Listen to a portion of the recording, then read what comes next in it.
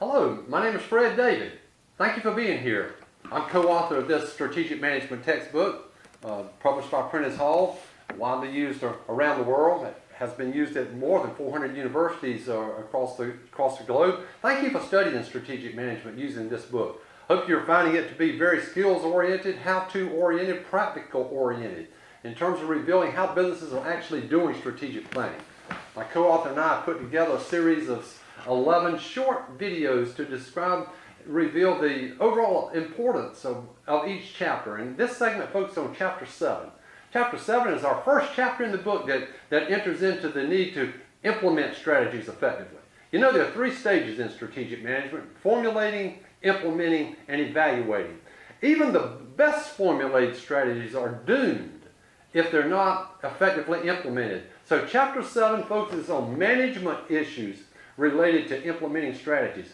A key topic in Chapter 7, for example, is on organizational structure. Chapter 7 reveals the various types of structure. There are countless examples throughout history of forces, military forces, for example, that were overcome great odds by being better organized. You realize there are 4 types of organizational structures basically for businesses: the functional, the divisional, the strategic business unit, and the matrix. These are described in Chapter 7.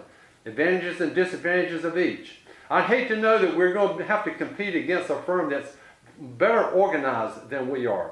So the upfront part of Chapter 7 focuses on and describes, it illustrates various types of organizational structure. And in doing your case analysis project, be sure to show the existing structure and show a new and improved structure that you and your partners perhaps would feel is best going forward. Chapter 7 also deals with topics like linking compensation of employees and managers to performance of the business. You know, ideally the person sweeping the floor, that person's compensation ideally needs to be linked to how the strategies unfold and the results. Even if it's nothing but an annual bonus, Christmas bonus, or whatever. But Chapter 7 talks about gain sharing and profit sharing. Chapter 7 talks about work-life issues. It talks about workplace romance and the need to eliminate the glass ceiling in many companies. You know, fewer than 25 CEOs among the Fortune 500 in the United States are women CEOs. So we have a lot of room for improvement there. Chapter 7 talks about issues like that.